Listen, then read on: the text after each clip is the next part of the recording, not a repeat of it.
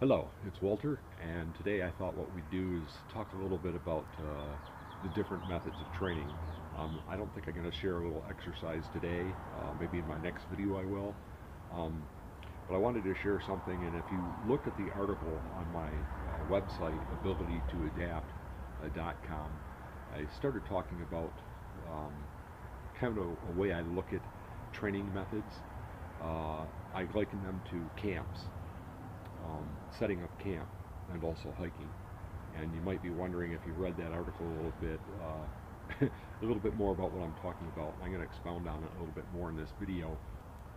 If you play a particular sport and that's what your focus is, whether you're just an amateur or you just really enjoy it, maybe you just love tennis, or maybe you love, you know, um, mountain biking, or maybe you love, the Olympic weightlifting, and you might not compete in it, or you may compete at a very low amateur level or whatever. Your focus in your training has to center around that. You want to pick things in your training that are going to complement that, that are going to make it better and improve your performance. And of course, we understand that with professional sports. That's the way it has to be. It's the only way you're going to be able to win. It's the only way you're going to be able to set world records. And if you're trying to set personal records, for example, in like powerlifting, even if you don't go compete anywhere and you're just doing it in your backyard or a gym somewhere, and that's what you really enjoy doing, and that's kind of what your training is focused on, that's okay. And that's what you do. So you can't really participate in a lot of other variety, because it's going to probably prove detrimental to what your main goal is. But if you're not like that, if you enjoy playing a lot of different sports, or you enjoy a lot of different recreational activities outdoors, and you just want more of an all-around capability, you're not going to be locked in to just one camp, so to speak. Let's look at that a little more closely and go to our blackboard, and I'll kind of explain a little bit more what I mean about this camping and hiking as far as training is related. Let's just look at this. We've got camps, and we've got hikes. And this is just my way of kind of looking at this. A lot of different ways you could view it. Now, some people, they might be into powerlifting, and that's what they're doing. So basically, they set up camp in that area, and that's all they do. So it might be like this, and this is powerlifting. And then you might have a camp over here that's Olympic weightlifting. And then you have other camps. You might have a camp down here, maybe where, it's just all kettlebell work. And people will pick one a lot of times and just run with it because they like it, and it fits their personality, and maybe it fits other things in their life that they're doing, maybe their occupation. Maybe they're known in training people more as a coach in a particular form of training, and that's what they specialize in, and that's okay too. But if we're not like that, then we're not locked in so much where we have to do one thing. And we might not have another camp over here. Maybe it's just body weight training, and the person just loves that for whatever reasons, and that's fine. And sometimes these camps, people think they're conflicting, and they'll get in arguments, but the basics of training strength are the same in whatever camp you are in. It's all forms of resistance, whether you're using body weight, which is a form of resistance, or you're using a barbell in these cases, or a kettlebell, or maybe someone's using jump stretch bands. These are all forms of resistance and loads and forces the body has to deal with and adapt to. So a person can choose a camp and just remain there. The other way you can do this, if you're not training for a particular sport or occupation where you need certain qualities, you're actually given way more leeway in what you can do. And so in this case, a person might choose a camp in the middle, maybe something they really enjoy training. Let's say in this case, they just love training with kettlebells, and that's what they do. That's what their main focus is on. But if that's the case, you can set up camp in this little area, but every now and then you can branch out into another area. So you might train your kettlebell training 2 or 3 times a week, and then occasionally you might add a little bit of body weight training to this, maybe some push-ups and pull-ups, for example. Or you might add a little bit of powerlifting, and maybe it's just deadlifts. So you can kind of mix these things a little bit more. Or a person might do some Olympic weightlifting, maybe power cleans or high pulls, for example, or overhead squats with a snatch grip. So the person might set up camp here, and occasionally they might take a couple weeks or a month or something and branch out and just play around with Olympic weightlifting just for something different. But it kind of complements and supplements their main training of kettlebells. And that's one method that a person can use. Maybe his main camp that he hangs out in is maybe it's powerlifting, and then from powerlifting he might branch out and do a little body weight training occasionally, or maybe as a supplemental or assistance type work, but not as his main work.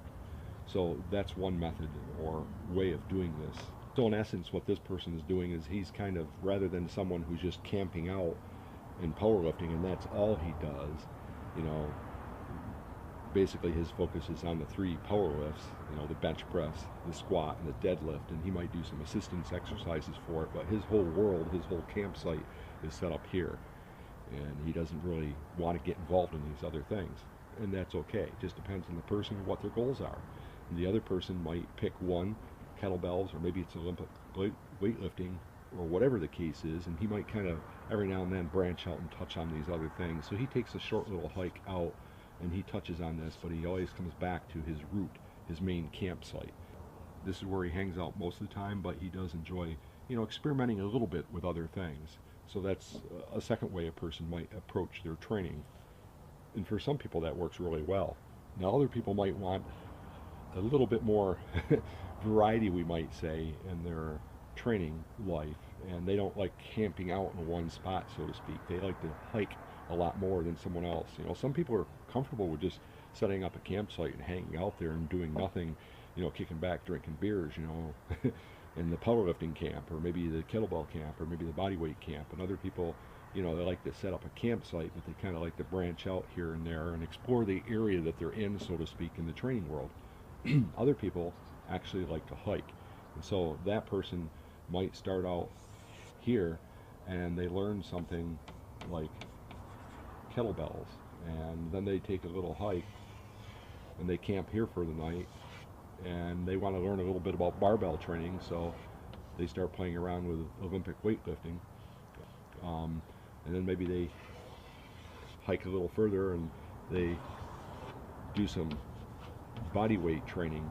So at each little campsite that they hang out with, they find little things that they enjoy and they carry them with them. So they might find certain exercises in the kettlebell camp really benefit them, maybe like goblet squats, Turkish get-ups, kettlebell swings, maybe kettlebell clean and presses. And then they get over here and they still do this stuff, but then they pick up a few things here that they like, maybe power cleans, for example, and overhead squats. They feel like it really helps tie their body together. And then they hike a little bit further and they like start checking out body weight stuff, and they're still doing these things, but they add a little bit more to it. Maybe they start adding some pull-ups and push-ups, maybe parallel bar dips, you know, something to that effect, or hanging leg raises, something they really enjoy. And since they're only picking up like maybe 2 to 3 basic exercises off of each camp that they kind of visit, they can carry it with them, so they're not overwhelmed. Because you figure if you pick up like maybe 3 things here, you know, 2 things here, 3 things here, what is that? Well, it's 8 things. Might seem like a lot, but it really isn't. Because if you're training several times a week, you can spread those things out over your training week. So you can kind of see that looking at this, there's various ways that you can train and enjoy different camps, so to speak, and versus just staying in one spot and doing the same thing all the time. So this is an easy way for a person to get added variety into their training. So you can set up shop or camp in one place, like we were talking about. And the second thing you can do is pick like a main thing you enjoy and kind of branch out occasionally and try a little bit of variety.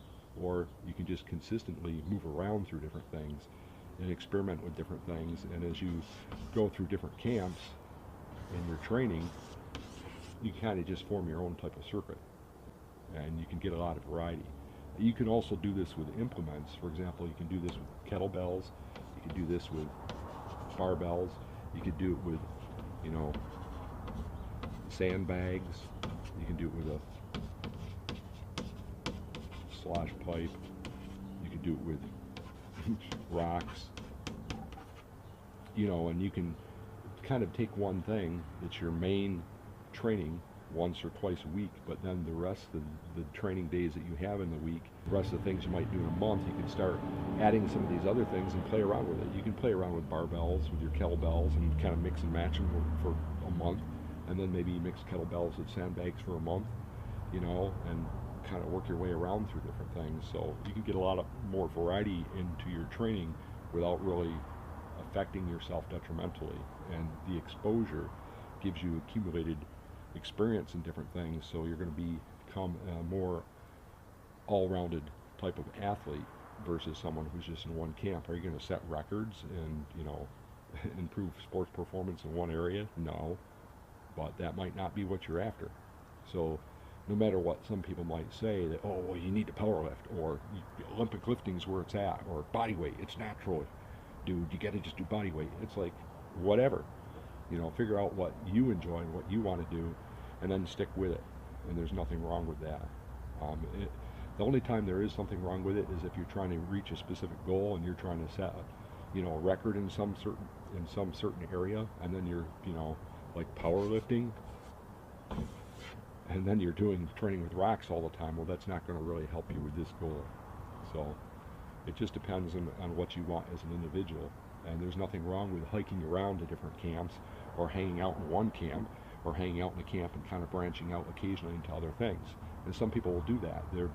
Most of the year they'll spend their time training with barbells, and then maybe, you know, a couple weeks out of the year they might play around with body weight a little bit, or maybe with kettlebells as a change of pace. But they always come back to this. This is their main camp, you know.